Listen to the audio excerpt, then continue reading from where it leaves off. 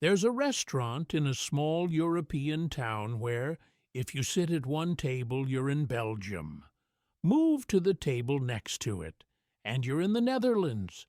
Different country, different laws, different police jurisdiction, same restaurant. This isn't a joke, and it isn't an exception. It's a town called Baarle, and it's split into more than 20 separate pieces of Dutch and Belgian territory, tangled into each other like two hands with interlocked fingers. Houses have their front door in one country and their kitchen in another. For decades, residents whose bedroom crossed the line would simply paint a small line on the floor to mark where the Netherlands ended and Belgium began, inside their own home. How does something like this exist in modern Europe? And more importantly, once you understand why Baarle exists, you start seeing the same logic, the same accidents, the same forgotten deals, repeating themselves across the entire planet. This is an episode about borders that make no sense, until you find out exactly why they do. Let's start with the map itself, because the map is the story. Baarle isn't one town, it's two. Baarle-Nassau, which is Dutch, and Baarle-Hertog, which is Belgian. But they don't sit side by side like normal neighboring towns. Belgian Baarle-Hertog exists as roughly 22 separate enclaves inside Dutch territory. And inside some of those Belgian enclaves, there are even smaller Dutch enclaves, pieces within pieces, an enclave inside a country. To understand why, we have to go back almost 1,000 years to a set of medieval land deals between local lords. Around the 12th century, the Duke of Brabant and the Lord of Breda divided up rights to this land. But they didn't divide it the way we divide territory today, as clean geographic blocks. They divided it by who owed loyalty to whom. Certain farms, certain plots, certain families pledged allegiance to the Duke, others pledged to the Lord. The land itself was almost irrelevant. What mattered was the feudal relationship. So you ended up with a patchwork that had nothing to do with geography and everything to do with medieval politics. Plot 14 owes the Duke. Plot 15 owes the Lord. Plot 16 is back to the Duke, scattered across the same few square kilometers. For centuries, this didn't matter much. Local lords, then provinces, then loosely connected territories. Borders were fuzzy everywhere in Europe, and nobody needed them to be precise. Then came 1830. Belgium broke away from the Netherlands and became independent. And when the two new nations sat down to formally draw their border, they used the old medieval land records as their reference. Instead of fixing the centuries-old patchwork, they legally froze it in place. Every scattered plot that owed allegiance to the Duke of Brabant became Belgian. Every plot that owed allegiance to the Lord of Breda became Dutch. The bizarre medieval jigsaw puzzle didn't get cleaned up. It got upgraded into an international border between two sovereign states. That's the part that should stop you. This wasn't an accident of war or a colonial penstroke on a map far from the territory. This was two governments sitting in a room in the 19th century, looking at obviously chaotic feudal land records and choosing to preserve the chaos rather than simplify it. Order had a chance to win, and tradition beat it. The result today is almost comedic in practice. Each plot of land is marked. House number signs literally show a small flag indicating which country that building belongs to. Shops have used the border to their advantage. At one point, a jewelry store reportedly moved its front door a few meters to sit on the Belgian side. because Belgium had different shop closing hour laws than the Netherlands. During the COVID-19 pandemic, when the two countries had different lockdown rules, this became a real practical headache. A cafe terrace could be open on one half and closed on the other, with the line running straight through it. And the two municipalities don't even try to merge. They share infrastructure, they cooperate constantly, but the border stays because nobody actually wants to renegotiate medieval land deeds. It's simply not worth the political cost to fix something this small that's been broken for so long. It's become a tourist attraction instead of a problem. So Baarle gives us our first rule of nonsensical borders. Sometimes a border isn't a decision, it's a fossil, a record of who owed what to whom in a political system that stopped existing centuries ago, preserved by sheer institutional laziness or, honestly, charm. Now, if Baarle were the only place like this, it'd be a quirky one-off, but it's not.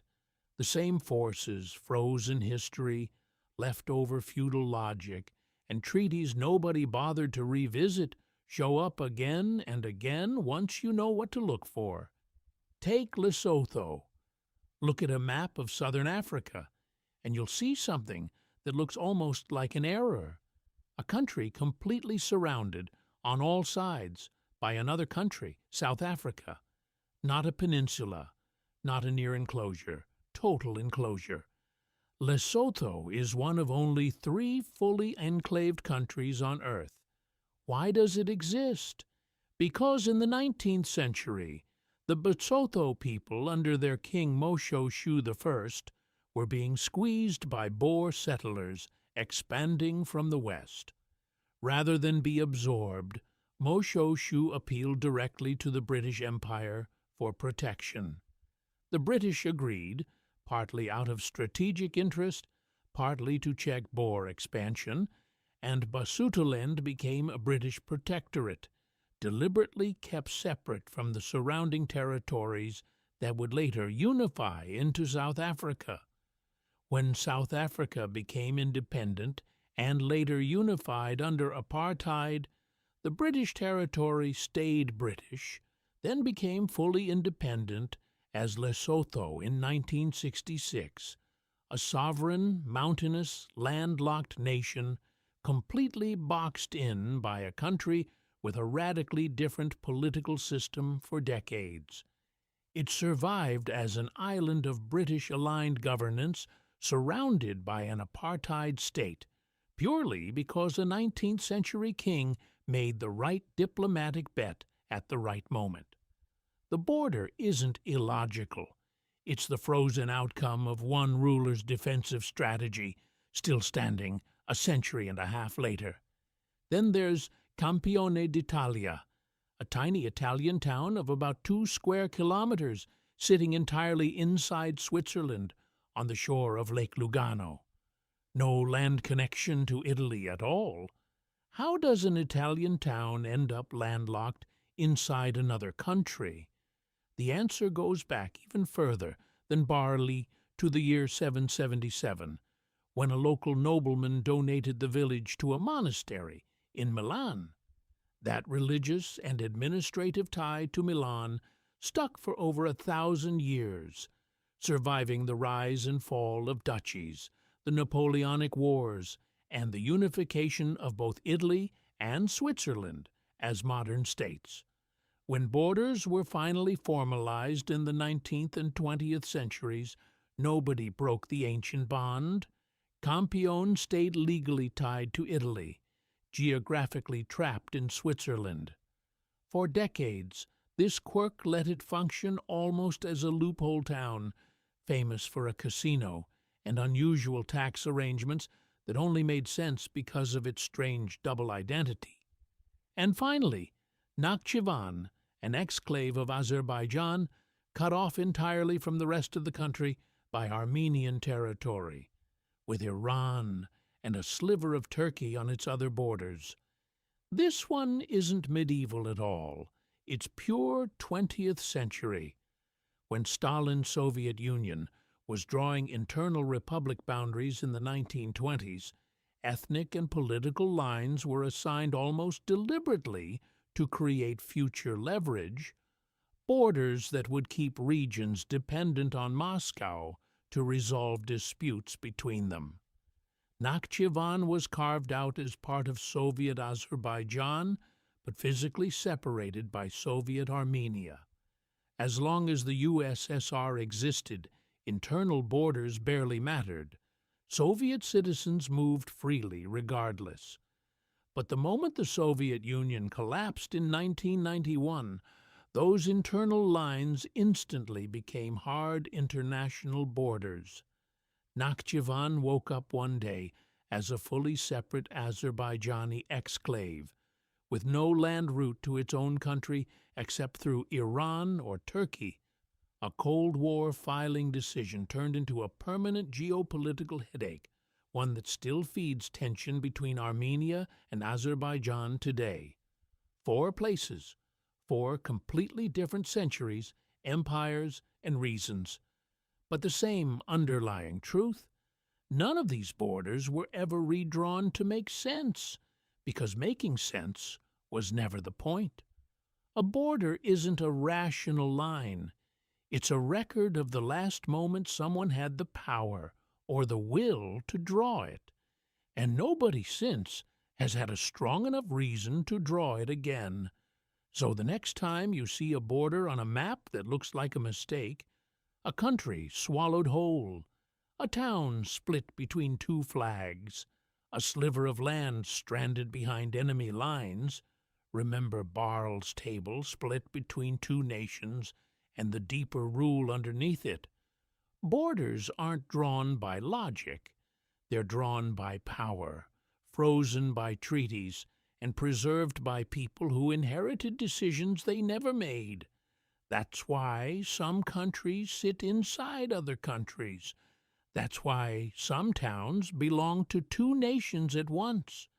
And that's why the map of the world often looks less like a plan and more like an accident that nobody ever cleaned up.